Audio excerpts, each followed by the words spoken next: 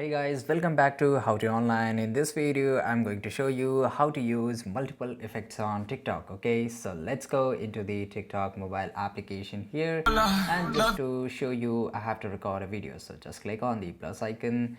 And after that, just go to the effect section. And here you will see all kinds of effects. So let's say if I select this one, or let's say if I select another one, right?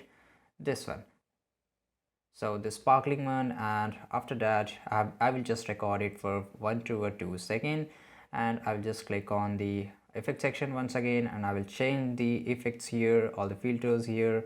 Okay, so let's say if I just click on this filter, in this way you can just add as much filter as you can in a single video, right?